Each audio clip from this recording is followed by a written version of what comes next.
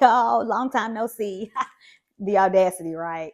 I know I said that I was going to be uploading every other Sunday, and it's been like a month of Sundays, but I'm here and I will be more consistent in the new year. But, anyways, I don't want to ramble on too much about that because last episode was very heavy. Thankful to be able to get through that, and thank you all for all of your kind words and your encouragement. Definitely means a lot because that's not something that will ever be easy to share, and I pretty much just like laid out my skeletons. But nonetheless, the reason why we're here is to find out exactly what started my healing journey. And I know I said I was triggered, so I'm going to get into exactly how I was triggered. So this is in like, so this is in like 2017. I got a phone call from my mother, and she's just very irate, and she's like, "So and so is here, and they trying to fight us," and I'm like, "Fight y'all for what?" And she's like, because she went home and told her mama that Raymond tried to touch her or Raymond tried to rape her. And I was like, So what did she say happened? And she went on to share the details that the victim shared with her. And it sounded very familiar. It sounded exactly like the way he would violate me. So I believed her. I mean, even without the details, I believed her.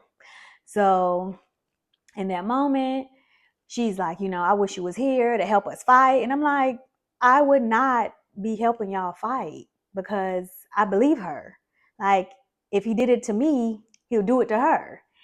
And at that moment, my mom just starts crying and she's like, I'm so sorry. I'm going to leave him, et cetera, et cetera. And the little girl in me wanted to believe her. Like, I really did. I thought she is finally going to protect me, but that's not what happened. Um, and I won't make it a long, drawn out story because I don't want my series to be focused on this. I want my series to be, or not even my series, I want my page to be focused on how to overcome this and how to essentially rebuild your life. But I feel like I need to tell all of this so you can kind of get an idea of who I was before and why I was who I was before. So I digress. Back on subject. Um, and at that time, I was dating a guy, and I shared with him what happened, and he was the first guy I had ever been with that came out and was just like, "Did he do something to you too?" And I wept. Like, I cried so hard because I felt like I was finally, like, somebody finally saw me. Like, growing up, you hear not you hear, but I would hear the whispers. I would hear the rumors about me sleeping with my mother's boyfriend. Again, I don't know what 12-year-old, 13-year-old, 14-year-old willingly sleeps with their mother's boyfriend, but hey. So, you know, why would I want to share with somebody or express what's going on? Because I've been made to feel ashamed and embarrassed my whole life about something that was never my fault. So again, I just break down crying. And at that moment, I'm just like, this is not normal.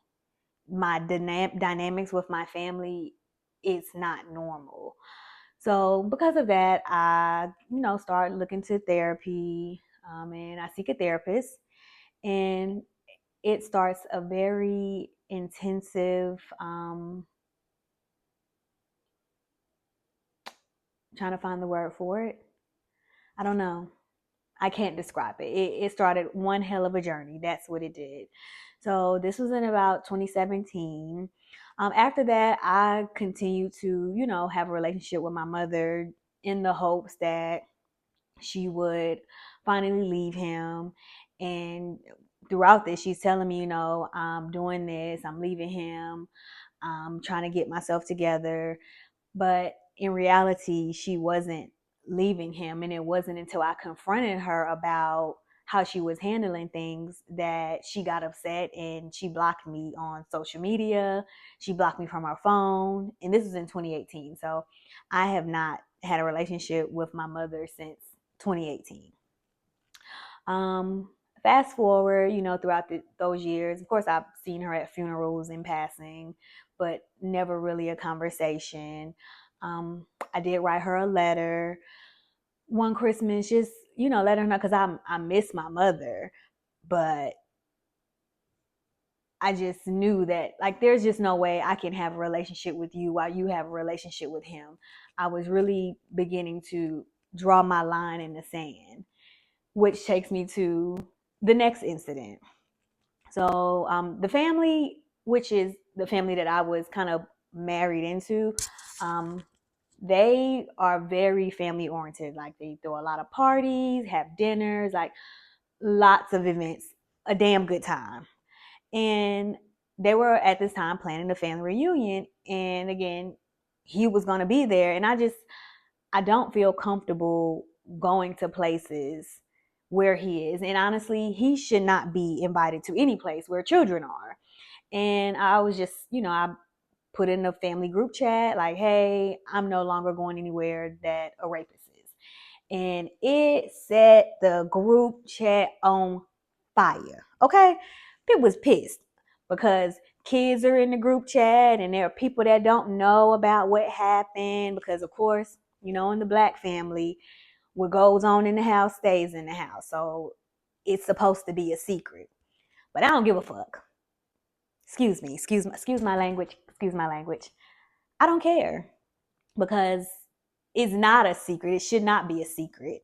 And if you're ashamed, you should be, because you shouldn't be touching on kids. And that started war.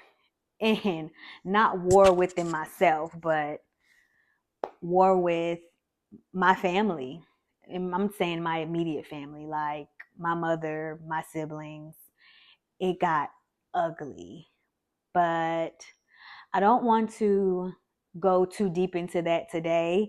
The purpose of this was just to really cover what started my healing journey, like what triggered me into wanting to heal, wanting to break these generational curses, wanting to not continue to be a victim of my circumstance. I wanted to no longer survive. I wanted to learn how to live.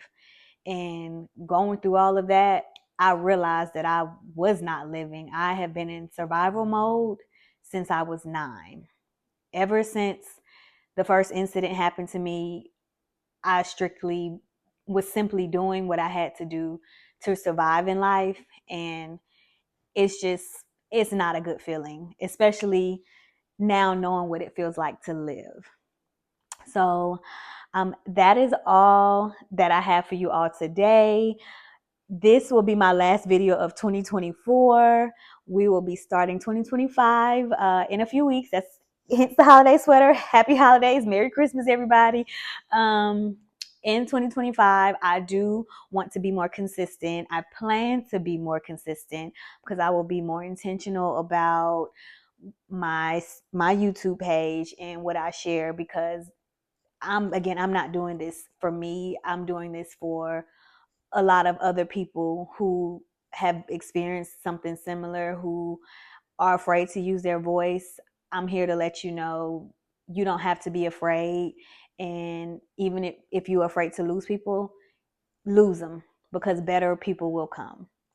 But with that being said, again, happy holidays, happy New Year's, and I hope you all spend time loving the people that love you back. Bye.